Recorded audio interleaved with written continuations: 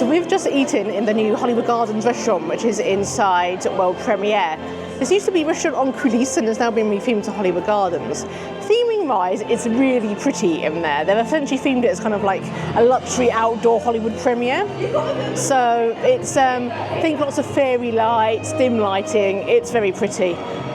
Food-wise, it's all right. It's definitely better than it used to be. The burgers at Restaurant on Coulisses used to be a bit ropey. They're slightly less ropey now. They made them a bit more deluxe. So things, I had a chicken burger which had cheese sauce on it and avocado, and I actually really quite enjoyed the burger.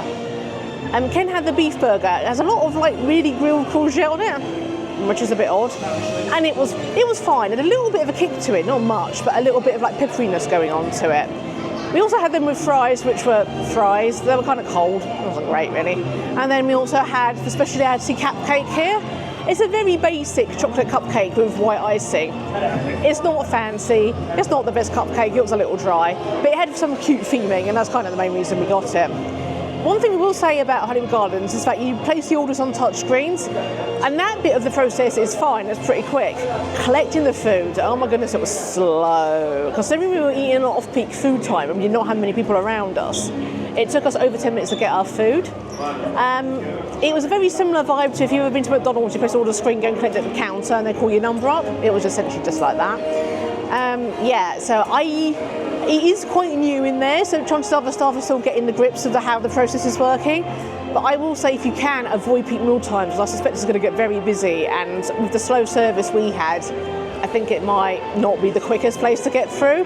Also, the amount of seating has been reduced since it was a restaurant on Coulisses, so I think the seating might get a little bit pushed as well at very busy peak times.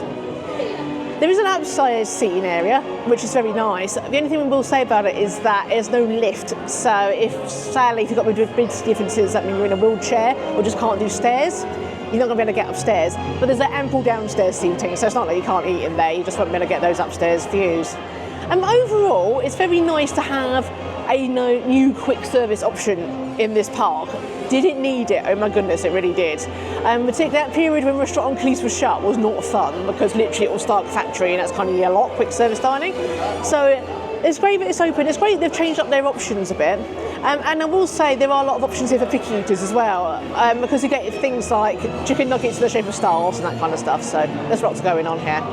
I wouldn't say it's worth going massively out your way for, it's really not.